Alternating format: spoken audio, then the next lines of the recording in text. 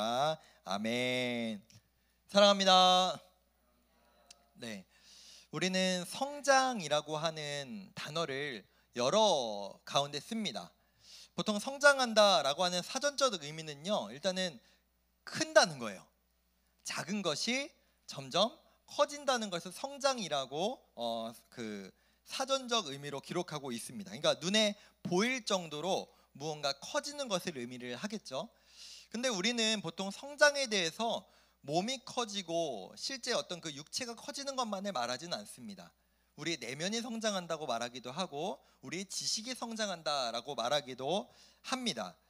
특별히 여러분들 좀 이제 지나가긴 했지만 여러분들 이제 거의 이제 막바지인 친구들이 많긴 하지만 특히 청소년이 그 성장이 폭발적으로 일어나는 2차 성징 시기다라고도 보통 말을 하는데, 그러니까 여러분도 사실은 내적으로도 그렇고 외적으로도 그렇고 지금 이 청소년 때에 참 많이 성장하고 변화하는 시기죠.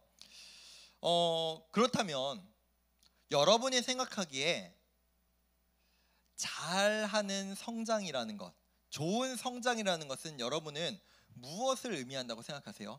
그러니까 막말로 잘 자란다, 잘 성장한다, 그걸 사람한테 대입했을 때 여러분은 어떤 사람이 잘 성장하고 잘 자란다라고 여러분들은 생각하고 계시나요? 많은 사람들이 성장을 성공하고 헷갈리는 경우들도 많은 것 같아요. 제가 오늘 설교 제목을 제시한 것처럼 잘 자라는 것은 자연스럽게 그 몸과 마음이 점점 성숙해져 가는 것을 의미하는데, 때로는 어떤 사람들에게는 와, 쟤 잘 큰다, 쟤 잘 자란다, 쟤 잘 성장한다 라고 말할 때는 이런 의미를 말할 때도 있는 것 같아요. 와, 쟤 공부 잘하네. 와, 쟤 저거 잘하네. 와, 쟤 저거에 특출난 재능이 있네. 와, 쟤 잘 키웠네. 저 부모님이 쟤 잘 키웠어 라고 말하는 경우가 여러분 있나요, 없나요? 있다는 거예요. 반면에 이런 경우들도 있죠. 예를 들어서 다른 사람들에 비해서, 다른 청소년 아이들에 비해서 좀 어떤 아이가 또는 내가 좀 키도 작아요. 공부도 못해요. 뭔가 특출난 재능이 없는 것 같아요. 그럼 겉으로는 누가 이렇게 얘기하지 않겠지만 누군가는 뒤에서 이렇게 얘기할 수도 있겠죠. 아유, 애를 어떻게 키웠길래 잘 못 컸네 라고 말이죠. 이게 전형적으로 성장과 성공을 잘못 이해한 것, 잘하는 것과 잘하고 있는 것을 오해하고 있는 모습이라고 생각을 합니다. 그래서 어떤 사람들에게는 어린 아이 때부터 점점 커가는 그 모습 가운데 내 아이가 잘 자라고 있어, 어떤 사람이 잘 성장하고 있어에 대한 것을 이렇게 오해해요. 와, 우리 애가 남들보다 말을 빨리 했네. 와, 우리 애가 남들보다 더 빨리 걸었어. 와, 우리 애가 남들보다 받아쓰기를 잘하네. 와, 우리 애가 남들보다 공부를 잘해. 대학을 잘 가. 잘 자랐네. 잘 컸네. 이걸 오해한다는 거죠. 문제는 뭐냐? 우리도 그렇게 생각한다는 거예요. 나 스스로도 남들보다 뭔가 잘난 점이 있다. 아, 나 잘 자랐어. 나 잘 성공했어. 잘 성장했어 라고 오해한다라는 겁니다. 그런데 여러분, 세상의 입장에서 봤을 때는 잘 자란다, 성장한다라는 것이 그런 잘못된 개념으로 이해될 수 있겠지만 분명히 잘하는 것과 잘 자라는 것은 다른 겁니다. 예수님께서는요, 우리에게, 저와 여러분에게 뭔가를 잘해야 된다는 걸 요구하신 적이 없어요. 너 이거 잘해야 돼, 너 공부 잘해야 돼, 너 좋은 직장 들어가야 돼, 너 결혼 잘해야 돼, 이런 말씀을 하신 적이 없는데 우리는 우리 마음대로, 제가 몇 번 말씀드린 적이 있어요. 제가 청소년 때랑 제가 20대 초반 때 이 한국 사회에서 되게 유행했던 신학이라고 해야 되나, 신앙이라고 해야 되나, 이게 뭐였냐면은 이런 겁니다. 너희가 하나님께 영광 올려드리기 위해서는 좋은 대학 가야 돼, 성공해야 돼, 너가 있는 그 자리, 너가 사람들한테 더 드러나는 그 자리에서 너가 예수님 믿는 사람인 걸 보여줘 라고 하는 잘못된 그런 가르침이 이 한국 사회 가운데 가득할 때도 있었습니다. 그런데 정작 우리 하나님께서는, 우리 예수님께서는 우리에게 어떤 부분이 자라기를 원하시는가? 우리 말씀 한 구절을 함께 보도록 하겠습니다. 고린도전서입니다.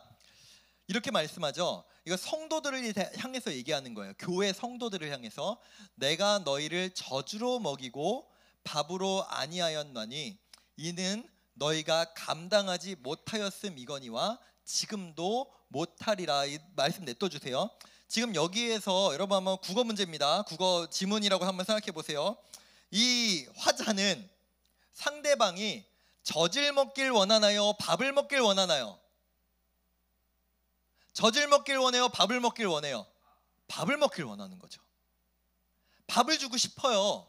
밥을 먹이고 싶어요. 근데 아직 애기야. 아직 저 밥을 입으로 씹어서 넘기고 소화할 만한 능력이 안 돼. 그래서 뭐밖에 못 줘요 지금? 젖밖에 못 줘요. 우유밖에 못 줘. 저 안에는요 지금 안타까움이 담겨 있어요. 나는 너희를 밥을 먹이고 싶은데 이제 젖 말고 이제 너희가 좀 성장해서 이 밥을 먹이고 싶은데 너희는 왜 아직도 젖밖에 먹지 못하니? 라고 말하는 겁니다. 네, 절 보여주세요. 이걸 뭘 말하는 걸까요? 아직 신체적으로 아직 연약하고 애기인 것을 말하는 걸까요? 그게 아니에요. 너희의 영적인 상태가, 너의 영적인 신앙 상태가 아직 밥을 먹을 정도의 상태가 아직 안 됐다. 아직 너희는 신앙이 너무 어린아이와 같다. 빨리 자라야 되지 않겠니? 빨리 성장해야 되지 않겠니? 이걸 하나님은 우리에게 요구하고 계신 겁니다. 신앙생활을 해왔으면 자연스럽게 우리가 자라가는 것처럼 그 마음에 있는 신앙도 자라가야 하는데 믿음 생활의 연차가 길어지고 쌓이고 쌓이는데 여전히 어린아이와 같다면 부모님도 내 아이가 이제 100일이 되고 돌이 되고 5살, 8살이 되면은 그 나이에 맞게 성장을 해야 되는데 그렇지 못하면 불안할 거 아니에요. 여러분 저희 집 아이가 그랬어요. 저희 집 아이는 태어날 때부터 2.67로 태어났고 그 자라는 내내 여기 고운소아과 가가지고 맨날 이제 키 재고 몸무게 재거든요. 항상 하위 1%. 항상 하위 1%. 그래도 문제 있는 정도로까지 내려가진 않았는데 항상 꼴찌 제일 작고 제일 몸무게 적게 나가고 그러니까 부모된 마음으로는 걱정이 되더라고요. 얘가 어디 문제 있는 건 아닌가? 얘가 신체적으로 어디 좀 어려움이 있는 건 아닐까? 부모된 마음으로 걱정이 되는데 하나님의 입장에서는 신체는 다 컸어요. 근데 영적으로 자라가야 되는 내 자녀들이 안 크는 거예요. 걱정이 되시겠죠. 크기를 바라시겠죠. 그게 바로 하나님의 마음인데 그렇다면 우리의 영적인 그 신앙은 어떻게 자랄 수 있는가? 이어서 3장 7절에서 이렇게 이야기합니다. 그런즉 심는 이나 물 주는 이는 아무것도 아니로되. 여기서 말하는 것은 우리가 뭐 말씀을 듣는 게 저일 수도 있고 뭐 다른 분일 수도 있고 또 우리가 뭐 말씀을 읽을 수도 있고 선생님이 다를 수도 있지만 결국에는 말씀 다시 보여주세요. 우리를 자라게 하시는 이는 누구다? 하나님. 사람이 아니라 세상의 그 다른 것이 아니라 우리를 자라게 하시는 분은 하나님. 즉 우리는 하나님을 따라가야 되고 하나님을 쫓아야 되고 하나님이 주시는 것을 먹어야 자랄 수 있는 거라고 말씀하고 계십니다. 네, 절 보여주세요. 오늘 우리는 사실 성경에서 별로 많은 내용을 다루지도 않고 있고 자주 보기 어려운 성경의 내용을 오늘 함께 볼 텐데요. 우리는 지난주일에 예수님의 탄생과 그 동방 박사들을 함께 보았고 거짓된 왕인 헤롯도 보았고 이제 그때 태어났던 예수님께서 점점 자라가는 모습을 우리가 성경을 통해서 함께 읽었습니다. 오늘 말씀 이제 40절의 시작은 아기가 자란다라고 시작합니다. 아기였던 예수님이 이제 점점 자라고 계셔요. 근데 그 시작 끝에 40절 마지막에 뭐라고 기록하느냐? 아기가 자라는데 그 끝에 뭐가 있느냐? 하나님의 은혜가 그 위에 있다라고 기록합니다. 이 아기가 자랄 수 있는 것 결국 하나님의 은혜로 말미암았다는 것인데 결국 우리가 모든 부분 전인격적으로 육체도 우리의 신앙도 우리의 인격도 자라가는 그 모든 부분에 있어서 우리는 하나님의 은혜가 필요해요. 그렇다면 그 예수님께서, 아기였던 예수님께서 어떻게 자라가고 성장을 하셨느냐, 오늘 본문에 한 가지 에피소드가 등장을 하는데, 예수님께서 이제 12살이 되었습니다. 유대인들은요 12살이 되면은 이제 너가 이제 사람 구실을 할 때가 됐다라고 생각을 해요. 그래서 이제 데리고 가서 제사도 드리는 것을 보여주기도 하고 이제 사람 취급을 이제 좀 해줍니다. 어린아이일 때는 이제 숫자에도 치지도 않는데, 그래서 유대인들의 전통에 따라서, 여러분 유월절 아시죠? 유월절, 하나님께서 이스라엘 백성들을 애굽에서 노예에서 해방시켰던 그날, 이스라엘 백성들에겐 정말 너무너무 의미 있었던 날이거든요.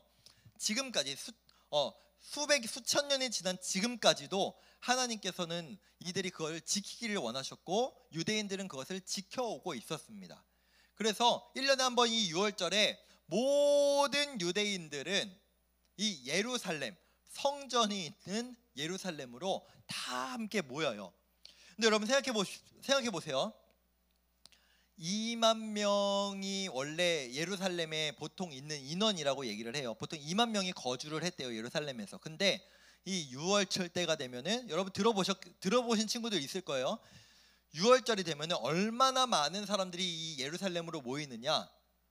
200만 명까지도 모였대요. 100배. 여러분 인구 밀집도가 갑자기 100배가 늘었다고 생각을 해보세요. 너무너무 빡빡하고 힘들 거 아니에요. 그래도 우리 이번에 수련회 갔던 장소는 좀 넓어가지고 그 예배 장소가 좀 여유로웠잖아요. 근데 혹시 작년 여름 수련회 갔던 친구들 생각해 보세요. 좁았죠. 에어컨도 잘 안 나오고 너무 힘들었잖아요. 마찬가지인 거예요. 힘들어요. 사람들이 많이 모이고 정말 막 복잡하고 힘듭니다. 제가 아직까지 잊지 못하는 다시는 가고 싶지 않은 기억이 하나 있는데, 2016년에 저 절대 그런 거 안 가거든요. 지금 교회 아니고 일산교회 아니고 그 전 교회에서 아이들 데리고 상암 월드컵 경기장에서 했던 드림 콘서트를 갔었습니다. 네, 드림 콘서트 그때 우리 선생님 한 분이 표를 구해 주셔가지고, 공짜표 30명 들어갈 수 있는 표를 구해 주셔가지고 갔는데 한 22~23명의 학생과 선생님들 해가지고 한 25명이 갔던 것 같아요. 너무 끔찍했습니다.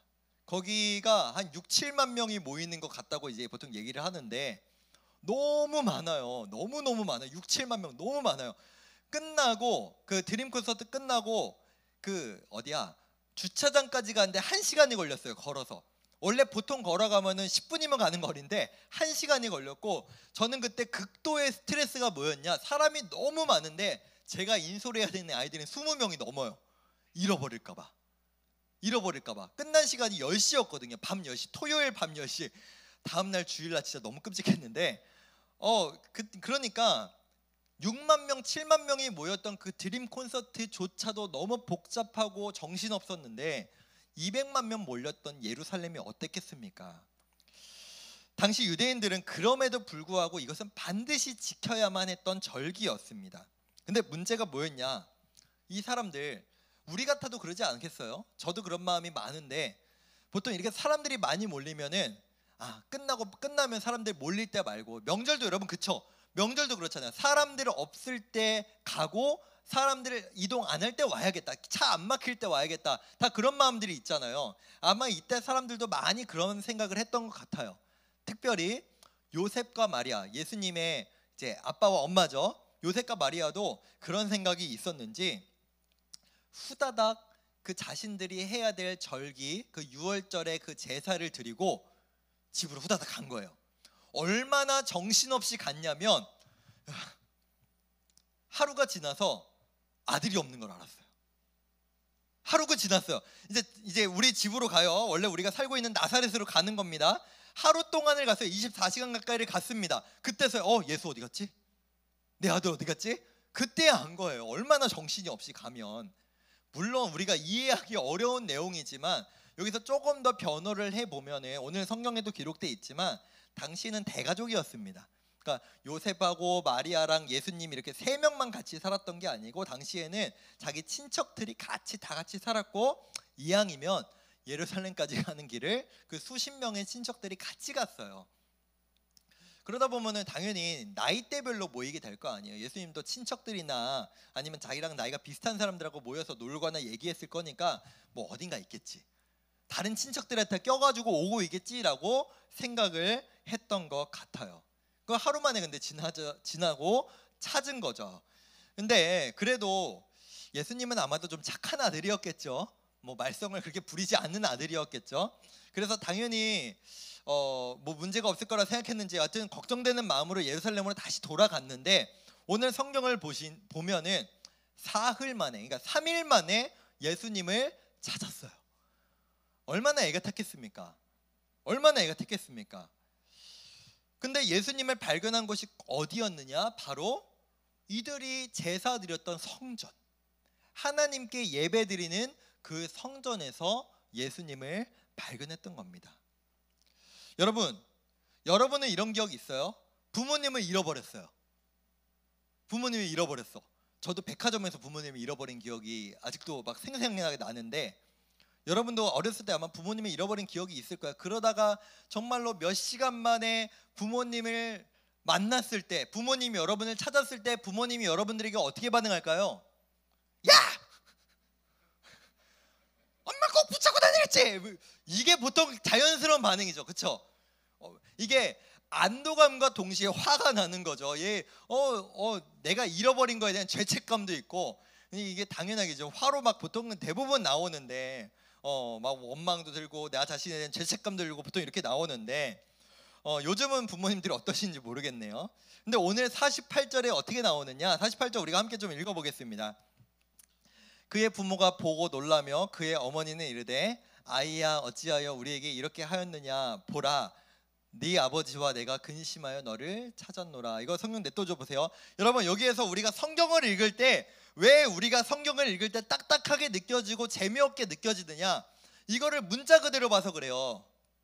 제가 좀 전에 예를 들어드렸죠. 여기에 보시면은 마리아가 예수님을 3일 만에 발견하고 설마 이렇게 얘기했을까요? 아이야 어찌하여 우리에게 이렇게 하였느냐? 내 아버지와 내가 근심하여 너를 찾았노라. 어느 엄마가 이러겠습니까, 여러분? 이게 아니겠죠. 이렇게 성경은 점잖게 표현되어 있지만 아마도 엄마인 마리아도, 야, 우리가 얼마나 너를 찾았는지 아냐고, 아빠랑 네가 너를 얼마나 걱정했는지 아냐고, 아마 이렇게 말하지 않았을 거예요. 아까 제가 표현했던 것처럼. 그래요, 성경이지만 점잖게 표현한 것뿐이지 마리아와 요셉의 반응은 아마도 화를 내고 막 버럭하면서 예수님한테 막 뭐라고 했을 겁니다. 근데 이 부모님의 반응에 대해서 49절에서 예수님은 이렇게 반응을 합니다. 49절도 보겠습니다. 제가 저걸 위에 안 바꿨네요. 예수께서 이르시되 어찌하여 나를 찾으셨나이까? 내가 내 아버지 집에 있어야 될 줄을 알지 못하셨나이까 하시니. 여러분, 예수님은요 지금 12살밖에 되지 않았습니다. 물론 어렸을 때부터 유대인이기 때문에 하나님, 여호와 하나님에 대한 내용에 대한 것들, 지금 예루살렘의 유월절에 왜 가야 하는지에 대해서 우리가 그냥 진짜 신적 능력을 갖고 계신 예수님 말고 인간 예수님을 바라보자고요. 분명히 부모님께 교육도 받고 들었을 거란 것입니다. 여러분, 이 유월절에 하나님 앞에 이 절기마다 고생하면서 예루살렘으로 모여서 제사를 드려야 하는 이유가 뭘까요? 종교행위 하라고? 그냥 명절이니까 그냥 남들 다 하는 것처럼 예루살렘 와가지고 제사 한번 드리고 돌아가는 게 그래도 유대인 된 도리니까 그러라고 하나님께서 유월절을 지키라고 말씀하셨을까요? 아니요, 그게 아니죠. 하나님께서 유월절을 이스라엘 백성에게 허락하시고 이 수많은 시간이 흘렀음에도 불구하고 유대인들에게 이 유월절을 지키라라고 말씀하신 이유는 무엇이냐면, 내가 너희의 조상을 구원했고 내가 너희를 구원한 하나님이고, 너희 또한 내가 이처럼 너희의 조상을 건져내고 너희 또한 너를 내 백성 내 자녀로 삼으신 그 하나님을 너희는 잊지 말고 기억해라. 내가 누군지, 나 여호와 하나님이 누군지를 너희는 잊지 말아라, 기억해라 라고 하는 것이 하나님께서 유대인들에게 이 유월절을 지키라고 하신 목적이었습니다. 근데 지금 정작 그 수백만 명의 유대인들은 이 유월절을 어떻게 지키느냐? 그냥 우리 어렸을 때부터 해온 거니까, 남들도 다 하는 거니까, 안 하면 눈치 보이니까, 그래도 우리가 할도리는 하자. 양도 준비하고 염소도 준비하고 소도 준비해서 예루살렘 머네, 그래도 가자. 가족들 모두 이끌고 예루살렘으로 가서, 근데 우리 여기까지 왔는데 그래도 빨리 가야 되니까, 힘드니까 우리 가서 이제 생업도 있으니까 빨리 후딱 치우고 가자. 이게 대부분의 유대인들의 모습, 실제로 요셉과 마리아의 모습이었던 것이죠. 그래서 예수님께서도 나중에 그 공생의 기간에 이 성전에 오셔서 어떻게 행동하시나요? 이 성전에는요, 여러분, 분명히 하나님 앞에 제사, 예배드리러 온 사람들로 가득했습니다. 근데 예수님께서는 이 성전에 오셔서 어떻게 하시냐? 노끈으로 채찍을 만드셔서 휘두르시면서 내 아버지의 집을 장사하는 집으로 만들지 마라. 너희 이런 식으로 절기를 지킬 거면 지키지 마라 라고 예수님께서 말씀하셨다라는 겁니다. 사랑하는 여러분, 예수님 12살 때 이 모습을 우리에게 보여주셨는데, 그렇다면 우리가 잘 자라는 것, 하나님 앞에 우리가 잘 성장하는 것, 하나님께는 무엇이 우리가 잘 성장하고 자라는 것일까요? 바로 하나님을 향한 우리의 마음, 하나님의 본질을 우리가 잊지 않는 것, 기억하는 것, 그것이 바로 하나님이 보시기에는 우리가 잘 자라고 있구나, 잘 성장하고 있구나, 이것이 바로 하나님의 마음이라는 겁니다.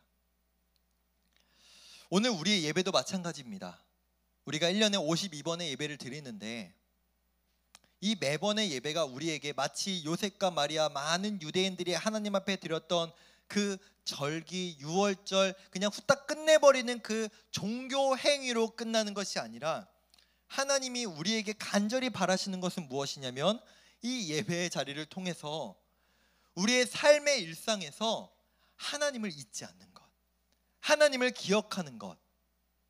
예수님이 그러셨듯이, 왜 나를 꾸짖으십니까? 나는 이 유월절에 아버지의 집, 하나님의 집에 있는 게 당연한 거 아닙니까? 라고 말하는 그 예수님의 모습처럼, 우리가 하나님의 그 자리를 잊지 않고 지키는 것, 그 본질을 지키는 것을 하나님은 우리를 향해 바라시고 기뻐하신다는 것입니다. 그것이 바로 하나님 앞에 잘 성장하는 것이죠. 말씀을 맺겠습니다. 제가 자주 제 자녀 이야기를 해서 한편으로 미안한데요, 근데 아버지 된 마음으로 자녀를 바라보는 그 심정으로 여러분들께 좀 말씀드립니다. 여러분, 제가 제 딸 유은이의 어떤 성장의 모습을 보고 가장 기쁘고 행복했을까요? 물론 그 아이가 처음 걸었던 작년 7월, 그때도 참 기뻤고요. 이 아이가 처음 막 뛰기 시작했을 때, 이 아이가 저와 제 아내의 품을 떠나서 어린이집에 이제 다니기 시작했을 때 다 기쁘고 좋았습니다. 하나님도 우리의 그 성장하는 그 모든 모습들을 보며, 우리의 육체가 자라나는 것, 우리의 지식이 자라나고 우리의 내면이 자라나는 모습을 보시며 우리 아버지신 하나님은 기뻐하실 겁니다. 그런데 제가 가장 기뻤던 때는 언제냐, 그리고 지금 가장 기쁜 때는 언제냐, 먼저 이 아이가 저를 아빠라고 불러주었을 때, 퇴근하고 집에 딱 돌아갔는데 비밀번호 딱딱딱딱 누르는 소리에 아빠 하고 달려와서 안기는 그 순간, 그때가 부모로서, 아버지로서 가장 행복하고 가장 기쁜 순간입니다. 우리도 그렇지 않을까요? 우리가 하나님 앞에 우리 아빠라고, 우리 아버지라고, 내 예배 받아달라고, 우리 하나님 들러리가 아니라 그냥 종교 행위 할 때 그냥 앞에 뭔가 계시는, 우리가 입술로만 말하는 그런 하나님 아니라 우리 마음 진실되게 우리 하나님이 내 아빠라고, 우리 하나님이 나를 붙들어 주시고 내 예배받기에 합당한 분이시라고 고백하는 그것이 바로 우리 하나님 앞에 가장 기쁨인 줄 믿습니다. 그렇게 자라가는, 그렇게 우리의 영혼과 우리의 신앙의 성장해가는 사랑하는 우리 고등부 친구들 되기를 간절히 소망합니다. 이 시간 그 마음으로 함께 이 찬양의 고백을